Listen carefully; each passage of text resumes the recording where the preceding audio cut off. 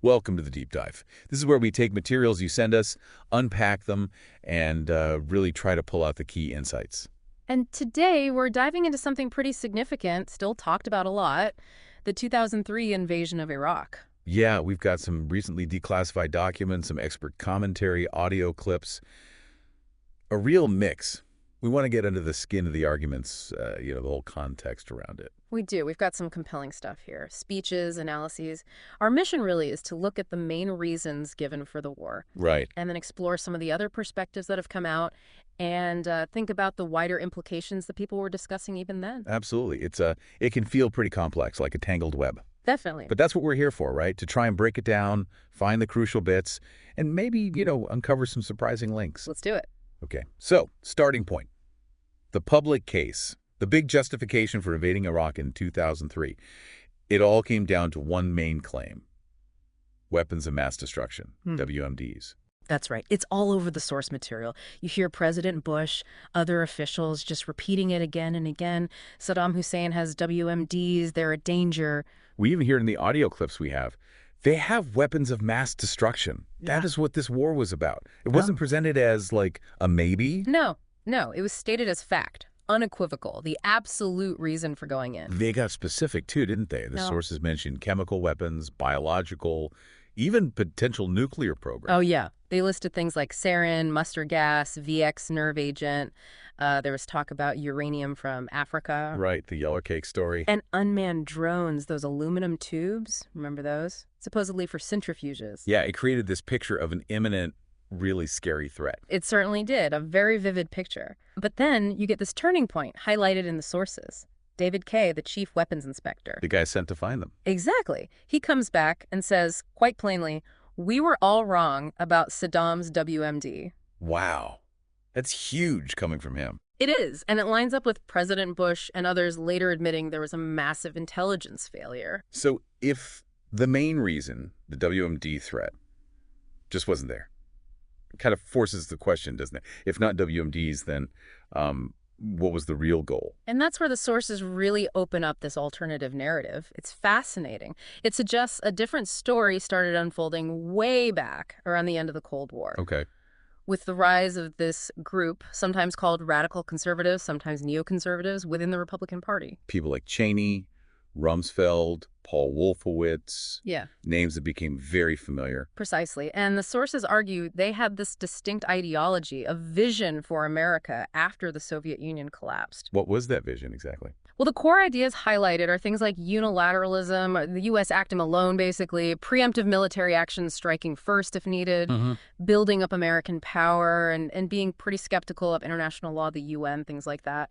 They felt those could constrain the U.S. There's even a quote in the material describing this view, seeing the U.S. as a colossus, like a new Rome beyond good and evil. Yeah, where fear is more important than being liked. It's quite a stark view. Definitely sounds stark. And this thinking got a platform with the Project for the New American Century, PNA. Ah, yes, pianist, yes. Our sources point to this really key document they put out in 2000. It called for way more military spending, controlling space, a more aggressive foreign policy, and it specifically mentioned the elimination of states like Iraq. In 2000, Well, before 9/11. exactly. And here's the really striking part you mentioned earlier. The document itself said that achieving this big transformation would probably need some kind of catastrophic and catalyzing event like a new Pearl Harbor. That is, yeah, quite something. Given what happened just a year later, it makes you connect the dots, or at least wonder. It absolutely raises questions about 9/11's role. I mean, the aftermath was just fear, anger, this real thirst for vengeance, which is understandable. Totally understand. And the Bush administration immediately framed it as this epic struggle, good versus evil. You had the axis of evil speech. Either you were with us or you were with the terrorists. Yeah. That ultimatum. Right. But the sources also suggest maybe there was another lesson from 9/11 about the danger of using fear as a political tool versus just responding to fear. And there are hints in the material about maybe manipulating that fear, raising terror alerts without specific threats being named. Yeah, that's discussed. And this is where the sources really link that post-9/11 mood back to the pre-existing neoconservative plans. The argument presented is that 9/11 was that catalyzing event, PNAC talked about. Good opportunity. The opportunity, exactly, to push forward this agenda for American dominance. And Iraq was apparently seen as, well, step one. The timeline is suggestive, too. The sources mention Rumsfeld just hours after the Pentagon hit, telling staff to find a link between Iraq and 9/11. Yeah, go massive, I think the quote was. Find any connection. And then later, the creation of the Office of Special Plans. Which some argue was basically set up to, quote, create the rationale for war with Iraq. That's the implication explored in the sources, yes. That there was this concerted effort to somehow tie Saddam Hussein, WMDs, and al-Qaeda together, even though the evidence just wasn't really there. As one source puts it, information was being framed, articulated, crafted to convince someone of what? Well, of things that weren't true. It suggests a deliberate shaping of intelligence to fit a policy goal rather than the other way around. Okay, so if WMDs and a solid terrorism link were, let's say, questionable justifications, what other motives do the sources explore? There's talk of imperial power. Right. This idea that invading Iraq was partly about showing off American military might, a demonstration meant to intimidate, well, the Arab world, maybe rivals like Europe or China too, basically establishing undisputed U.S. dominance. Like planting a flag almost. In a sense, yeah, a very forceful flag planting. And tied into that is the strategic location, Southwest Asia, the Middle East, and of course, oil and gas. Can't talk about the Middle East without talking about oil. Pretty much. The sources mention concerns about peak oil, a competition for resources with China, Europe. Controlling that region gives you immense leverage. There's even a mention of proposed pipeline routes in Afghanistan lining up with U.S. bases.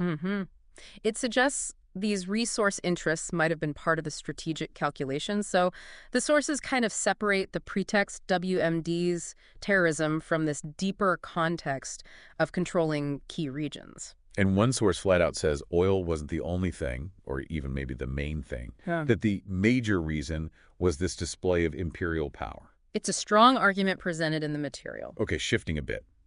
The way the invasion happened, the military strategy, shock and awe. What was that about, according to the sources? Well, it wasn't just heavy bombing. The concept, as described, was psychological. To hit so hard, so fast, so overwhelmingly that the enemy's will to fight just collapses. Rapid submission through intimidation. The sources quote, the aim as massively destructive strikes directly at the public will to create intimidation and compliance. Yeah, it sounds pretty intense, and it sort of echoes that Wolfowitz doctrine idea we touched on, global dominance through force. And this focus on military solutions, the sources argue, had effects back home too, didn't it? Definitely. They point to the Patriot Act being passed very quickly with little debate. Concerns were raised about expanding government power, eroding civil liberties. The Fourth Amendment, searches, the Sixth, right to counsel, habeas corpus. Exactly. And the sources suggest this was pushed through using that politics of fear we talked about. Questioning it was made to seem, well, unpatriotic. And the spending. The military budget ballooned, right? Hugely, far outpacing any other country. Right. Which, the sources note, led to massive budget deficits, rising national debt, reliance on foreign lenders, raising questions about, long-term economic health. Beyond the money, there's also talk of a kind of militarizing of society. Yeah, sort of glorification of war. Yeah. Using, like, Hollywood-style sets for military briefings, a fascination with the tech, the weapons. The sources suggest the media encouraged a kind of armchair warrior mentality. Which seems worlds away from the actual human cost.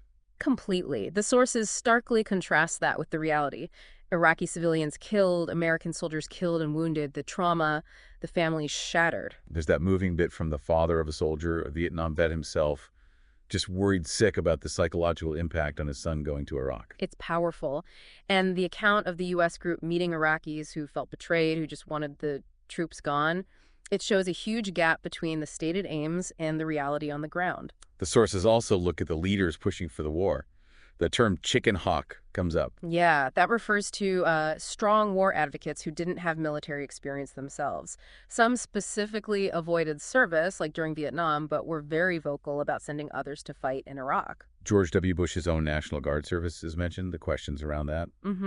And his bring them on comment about insurgents attacking U.S. troops. The sources say that did not go down well with soldiers actually facing danger. Right. There's also analysis of this macho image the administration cultivated. Yeah, how that played, how it appealed to some people. But then contrasted with accusations that Bush essentially bushwhacked the public. using misleading info and playing on post-9/11 fears. And the world's reaction shifted dramatically too, didn't it? From sympathy after 9/11. To massive anti-war protests globally, millions of people marching. It underlines that point made in the sources. Using American power this way often creates backlash, resistance. Yeah, and some commentators argue the Iraq War actually hurt the war on terror. Didn't help it, maybe even made things worse by creating more instability, more resentment. One mother's perspective is included, saying she felt the government's actions after 9/11 actually made the U.S. less safe in the long run. Which leads to this bigger point in the sources about rethinking what national security even means. Is it just military might? Or does it need to include economic health, social well-being, education, healthcare, tackling poverty, a much broader view? Exactly. And finally, the sources really stress the role of citizens and the media in all this. Yeah, the importance of being informed, engaged, not just watching politics like it's a spectator sport. Right. Channeling that narrow idea of patriotism that was being pushed and, just waving flags. True patriotism, the sources argue, means asking tough questions, holding power accountable. They use the example of the Ground Zero workers. Yeah. Embodying fearlessness through action, through engagement. A real contrast to President Bush telling people to just go shopping after 9/11. Yeah. It ends with that powerful quote from the Jefferson Memorial about undying hostility to any government restriction on the free minds of the people. Reinforcing that idea that ultimately the power lies with the people and informed people. So wrapping this all up is what this deep dive really shows is this major gap, right, between the official reason for the Iraq War, WMDs primarily, and these other narratives. Absolutely. The neoconservative agenda for American dominance, 9/11 as the catalyst they seemingly needed, geopolitical calculations about power, about resources. It's a much more complex picture. Our goal was to help you get a better handle on these different threads, these arguments, the context. We hope digging into these sources has done that. Yeah, hopefully it provided some useful perspective. And that leaves us with something for you to think about. Consider the long ripple effects of those decisions leading up to the Iraq War, domestically, internationally. How are we still feeling those effects today? And maybe think about our role as citizens. How do we hold power accountable? How do we navigate these really complex, often conflicting stories to find something resembling the truth? Big questions, definitely worth reflecting on.